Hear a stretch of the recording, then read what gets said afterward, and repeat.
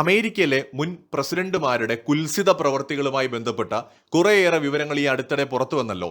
ഒരുപാട് വിവരങ്ങൾ, അതായത് മൈനർ ആയിട്ടുള്ള പെൺകുട്ടികളെ പോലും ദുരുപയോഗം ചെയ്ത അമേരിക്കൻ പ്രസിഡന്റുമാരെയും അതിന് സഹായിച്ച ഒന്നാം തരം പിമ്പിനെയും കുറിച്ചുള്ള വാർത്തകൾ വരെ അടുത്തിടെ വന്നിട്ടുണ്ട്.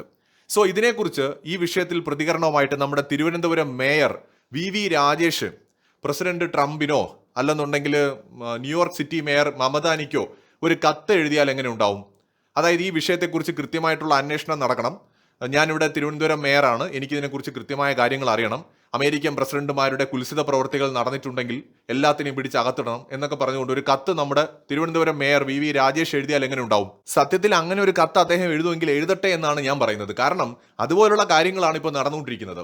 അമേരിക്കയിലെ കേവലം ഒരു സിറ്റിയുടെ ഒരു മേയർ മാത്രമായിട്ടുള്ള മമതാനി, ഇന്ത്യൻ വംശജനാണ് ഇയാളിപ്പോൾ ഒരു കത്ത് എഴുതിയിട്ടുണ്ട്. ഇയാളുടെ കത്തിനെ കുറിച്ച് പറയുന്നതിന് മുമ്പ് ഇദ്ദേഹം എങ്ങനെയാണ് ഇന്ത്യൻ വംശജനായത് എന്ന് നമ്മളിൽ പലർക്കും അറിയത്തില്ലായിരിക്കും. ഇദ്ദേഹം ജനിക്കുന്നത് 1991 ഉഗാണ്ടയിലാണ് മൂപ്പര് ജനിക്കുന്നത്. പക്ഷെ ഇദ്ദേഹത്തിന്റെ അമ്മ മീര നായർ ഇന്ത്യയിൽ ജനിച്ചു വളർന്ന ഒരാളാണ്. അവരൊരു ഫിലിം മേക്കറാണ്, US ബേസ് ചെയ്ത് ജീവിക്കുന്ന ഒരു ഫിലിം മേക്കറാണ് ഇദ്ദേഹത്തിന്റെ അമ്മ. ഇദ്ദേഹത്തിന്റെ പിതാവിനും ഇന്ത്യൻ ബന്ധമുണ്ട്. അദ്ദേഹത്തിന്റെ പേര് മഹ്മൂദ് മമദാനി എന്നാണ്. അപ്പൊ ഇതാണ് നമ്മുടെ ന്യൂയോർക്ക് മേയറുടെ ഇന്ത്യൻ ബന്ധം എന്ന് പറയുന്നത്. മേയറുടെ അമ്മ മീര നായരുടെ മാതാപിതാക്കളൊക്കെ ഇന്ത്യക്കാരാണ്. അതിൽ അദ്ദേഹത്തിന്റെ മാതാവ് ഇന്ത്യൻ അഡ്മിനിസ്ട്രേറ്റീവ് സർവീസിൽ വർക്ക് ചെയ്തിരുന്ന ആളാണ്. അദ്ദേഹത്തിന്റെ പിതാവ് പ്രവീൺ നായർ ഒരു സോഷ്യൽ വർക്കറൊക്കെ ആയിരുന്നു. അപ്പോൾ ശരിക്കും ശക്തമായ ഇന്ത്യൻ വേരുകളുള്ള ഒരു മനുഷ്യനാണ് ഈ മമദാനി എന്ന് പറയുന്നത്. പക്ഷേ ദൗർഭാഗ്യം എന്ന് പറയട്ടെ, ഇദ്ദേഹം ഇന്ന് മറ്റു പലരുടെയും ചട്ടുകമായിട്ട് മാറിയിരിക്കുകയാണ്. ആരുടേതാണ് എന്ന് നമുക്ക് പറയാൻ പറ്റില്ല. പക്ഷേ ഇന്ത്യ വിരുദ്ധരുടെ ചട്ടുകമായിട്ട് സൊഹ്റാൻ മംദാനി മാറിയിരിക്കുകയാണ്. ഇദ്ദേഹം ഉമർ ഖാലിദ് ആരാണെന്ന് വെച്ച് കഴിഞ്ഞാൽ ഇപ്പോൾ ജയിലിൽ കഴിയുന്ന ഒരു വ്യക്തിയാണ് ഉമർ ഖാലിദ്. സ്വയം ഒരു ആക്ടിവിസ്റ്റ് എന്നാണ് ഉമർ ഖാലിദ് അദ്ദേഹത്തെ പരിചയപ്പെടുത്തുന്നത്. ഈ ഉമർ ഖാലിദിനാണ് മമദാനി ഒരു കത്ത് എഴുതിയിരിക്കുന്നത്. ഉമർ ഖാലിദ് എന്തുകൊണ്ട് ജയിലിലായി? ഉമർ ഖാലിദിന് മേലുള്ള ആരോപണം ഡൽഹി കലാപവുമായി ബന്ധപ്പെട്ട് നടന്ന ഗൂഢാലോചന കേസിൽ അദ്ദേഹത്തിന് പങ്കുണ്ട് എന്നുള്ളതാണ്. അതിൽ പ്രതി ചേർക്കപ്പെട്ടാണ് കഴിഞ്ഞ 5 വർഷമായിട്ട് ഇദ്ദേഹം ജയിലിൽ കഴിയുന്നത്. അദ്ദേഹം കുറ്റവാളിയാണോ അല്ലയോ എന്നുള്ളത് കോടതി തീരുമാനിക്കട്ടെ. പക്ഷേ ഡൽഹിയിൽ കലാപമുണ്ടായി എന്നുള്ളത് നമ്മുടെ മുമ്പിലെ യാഥാർത്ഥ്യമാണ്. നമ്മൾ മനസ്സിലാക്കേണ്ടത് ഇപ്പോൾ ഇറാനിൽ നടന്നുകൊണ്ടിരിക്കുന്ന സംഭവങ്ങൾ, ബംഗ്ലാദേശിൽ നടന്ന സംഭവങ്ങൾ, അതുപോലെ ഇതിനു മുൻപ് പല രാജ്യങ്ങളിലും യുക്രൈനിലടക്കം ഭരണമാറ്റത്തിന് ഭാഗമായിട്ട് നടന്നിട്ടുള്ള കലാപങ്ങളുടെ എല്ലാം പുറകില് വിദേശ ശക്തികളുടെ ഇടപെടലുകളുണ്ട്. വിദ്യാർത്ഥി പ്രക്ഷോഭം എന്നൊക്കെ പറഞ്ഞുണ്ടാവുന്ന കലാപങ്ങൾ സ്വാഭാവികമാണ് എന്ന് കരുതുന്നതാണ് നമ്മുടെയൊക്കെ മിസ്റ്റേക്ക്. ആ വിധത്തിൽ വിദ്യാർത്ഥികളെ ബ്രെയിൻ വാഷ് ചെയ്തുകൊണ്ട് അവരെ രംഗത്തിറക്കി രാജ്യത്തിനെതിരെ തെരുവിൽ അവരെ കൊണ്ട് കലാപം ഉണ്ടാക്കിക്കാൻ കഴിയുന്ന ശക്തികൾ അവർ നമ്മുടെ ലോകത്ത് നിലനിൽക്കുന്നുണ്ട്. ഞാൻ വീണ്ടും അടിവരയിട്ട് പറയുന്നു, ഇപ്പോൾ ഇറാനിൽ നടക്കുന്ന കലാപവും ബംഗ്ലാദേശുമാണ് നമ്മുടെ മുമ്പിലുള്ള ഉദാഹരണം. അപ്പൊ അതുകൊണ്ട് ഡൽഹിയിൽ ഉണ്ടായ കലാപങ്ങൾ പോലും ചിലപ്പോൾ വിദ്യാർത്ഥികളുടെ സ്വാഭാവികമായി രൂപപ്പെടുന്ന ഒരു പ്രക്ഷോഭമായിരിക്കാം. ആ പ്രക്ഷോഭത്തെ ഹൈജാക്ക് ചെയ്തുകൊണ്ട് രാജ്യത്തിനെതിരായിട്ടുള്ള ഒരു കലാപമാക്കി മാറ്റാൻ ഡീപ് സ്റ്റേറ്റിനും അങ്ങനെയുള്ള ശക്തികൾക്കുമൊക്കെ കഴിയും. ഞാൻ ഇന്ത്യയുടെ കാര്യമല്ല പറയുന്നത്, എന്റെ മുമ്പിൽ അങ്ങനെ ഒരു കാര്യം നടന്നതായിട്ട് തെളിവൊന്നുമില്ല. പക്ഷേ നമ്മുടെ ചുറ്റിനും ബംഗ്ലാദേശിലും ഇറാനിലും ഒക്കെ നടക്കുന്ന കാര്യങ്ങൾ അങ്ങനെയൊക്കെയാണ് എന്നതുകൊണ്ടാണ് ഈ കാര്യം നമുക്ക് ഇവിടെ പറയേണ്ടി വരുന്നത്. എന്തായാലും ഡൽഹി കലാപവുമായി ബന്ധപ്പെട്ട് ഗൂഢാലോചന കേസിൽ പ്രതി ചേർക്കപ്പെട്ട് ജയിലിൽ കഴിയുന്ന ഉമർ ഖാലിദിന് എന്തിനാണ് ന്യൂയോർക്കിന്റെ മേയർ കത്ത് എഴുതേണ്ട ആവശ്യം? എന്ത് ആവശ്യമാണുള്ളത്? ഇന്ത്യയുടെ ഇന്റേണൽ മാറ്ററാണ്. ഉമർ ഖാലിദ് ഇന്ത്യക്കാരനാണ്. അദ്ദേഹത്തിന് അമേരിക്കൻ പാസ്പോർട്ടൊന്നുമില്ല. ഇവിടെ ഒരു നിയമവ്യവസ്ഥയുണ്ട്, കോടതിയുണ്ട്, സുപ്രീം കോടതിയുണ്ട്. അപ്പോൾ ആ സംവിധാനങ്ങളിലൂടെ അദ്ദേഹം കുറ്റവാളിയാണെങ്കിൽ ജയിലിലാവും, അദ്ദേഹം നിരപരാധിയാണെങ്കിൽ അദ്ദേഹം പുറത്തു വരും. അപ്പൊ ഇവിടെ അങ്ങനെ ഒരു സംവിധാനമുണ്ട്. അമേരിക്കയിൽ ജനാധിപത്യ വ്യവസ്ഥ ഉള്ളതുപോലെ ഇന്ത്യയിലും ഒരു സിസ്റ്റം ഉണ്ട്. പക്ഷെ ഇവിടെ ഉമർ ഖാലിദിന് കത്ത് എഴുതിക്കൊണ്ട് മംദാനി പറയാൻ ശ്രമിക്കുന്നത് ഇന്ത്യയിലെ സിസ്റ്റം ശരിയല്ല. അതായത് മനഃപൂർവ്വം ഉമർ ഖാലിദിനെ ജയിലിൽ അടച്ചിരിക്കുന്നു എന്ന തരത്തിലാണ് മമദാനിയുടെ കത്ത്. ഇത് ന്യൂയോർക്ക് മേയർ മമദാനിയുടെ മാത്രം വിഷയമാണോ? അല്ല. ഈ ഉമർ ഖാലിദിനെ പോലെ എത്രയോ ആളുകൾ ഇന്ത്യയിലെ ജയിലുകളിൽ കിടപ്പുണ്ട്. എത്രയോ പേര്. അതിനകത്ത് ജാതിയും മതമൊന്നുമില്ല. ഇപ്പോൾ ഉമർ ഖാലിദ് ഒരു ഇസ്ലാം മത വിശ്വാസിയാണ് പേരുകൊണ്ട്. അദ്ദേഹം ആ വിശ്വാസിയാണോ എന്ന് എനിക്കറിയില്ല. ഇദ്ദേഹത്തെ പോലെ ഹൈന്ദവരിലും ക്രൈസ്തവ വിശ്വാസത്തിലും അങ്ങനെ പല ജാതി മത വ്യത്യാസങ്ങളുള്ള മനുഷ്യന്മാര് രാജ്യത്തിനെതിരായിട്ടുള്ള കലാപങ്ങളുടെ പേരിലോ ഗൂഢാലോചനകളുടെ പേരിലോ അല്ലെങ്കിൽ രഹസ്യാന്വേഷണ വിവരങ്ങൾ ചോർത്തി കൊടുത്തു എന്ന് പറഞ്ഞുകൊണ്ടോ പാകിസ്ഥാൻ ചാരന്മാർക്ക് വിവരം കൊടുത്തു എന്ന് പറഞ്ഞുകൊണ്ടോ അതിൽ ജാതി മതമൊന്നുമില്ല. എല്ലാ മതക്കാരും എല്ലാ ജാതിക്കാരും ഒക്കെ ജയിലിൽ കിടക്കുന്നുണ്ട്. പല ആരോപണങ്ങളുടെ പേരിൽ പലരും കിടക്കുന്നുണ്ട്. പക്ഷെ ഉമർ ഖാലിദിന് മാത്രം എന്തുകൊണ്ടാണ് അമേരിക്കയിൽ നിന്ന് ഇത്രയും സപ്പോർട്ട് വരുന്നത് എന്നിടത്താണ് നമ്മുടെ സംശയം. കാരണം ഇത് ഇപ്പൊ മമദാനി മാത്രമല്ല പറഞ്ഞിരിക്കുന്നത്, US ജനപ്രതിനിധികൾ പോലും ഉമർ ഖാലിദിന്റെ വിഷയം അമേരിക്കയിൽ ചർച്ചയാക്കുകയാണ്. അമേരിക്കയിലെ ഇന്ത്യൻ സ്ഥാനപതി വിനയ് മോഹൻ ഖാത്രയ്ക്ക് US പ്രതിനിധി സഭ സെനറ്റ് അംഗങ്ങൾ കത്ത് നൽകിയിരിക്കുകയാണ്.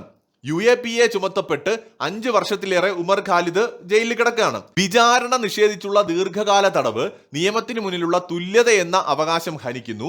സമയബന്ധിത വിചാരണ എന്ന അവകാശം ഇന്ത്യ ഉയർത്തിപ്പിടിക്കണം. അപരാധി എന്ന് നിയമാനുസരണം സ്ഥാപിക്കപ്പെടുന്നതുവരെ ഒരാൾ നിരപരാധിയാണെന്ന തത്വം പാലിക്കണം. ഭരണഘടനാ മൂല്യങ്ങളും മനുഷ്യാവകാശങ്ങളും സ്വാതന്ത്ര്യവും വൈവിധ്യങ്ങളും സംരക്ഷിക്കാൻ ഇന്ത്യക്കും അമേരിക്കയ്ക്കും ബാധ്യതയുണ്ടെന്നാണ് ഡെമോക്രാറ്റിക് പാർട്ടിയുടെ മുതിർന്ന നേതാവും US പ്രതിനിധി സഭാംഗമായിട്ടുള്ള ജിങ് മക്വേണിന്റെ നേതൃത്വത്തിലുള്ള അംഗങ്ങൾ ചൂണ്ടിക്കാട്ടിയത്.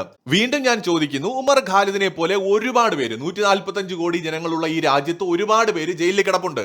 പലരും ചിലപ്പോൾ നിരപരാധിയായിരിക്കാം. കാരണം കോടതി പ്രോസസ്സ് എന്ന് പറയുന്നത് അങ്ങനെയാണ്. ഇതൊരു വലിയ രാജ്യമാണ്. അപ്പൊ അതുകൊണ്ട് തന്നെ 30 കോടി ജനങ്ങളുള്ള അമേരിക്കയെ പോലെ അല്ല 145 കോടിയുള്ള ഇന്ത്യ.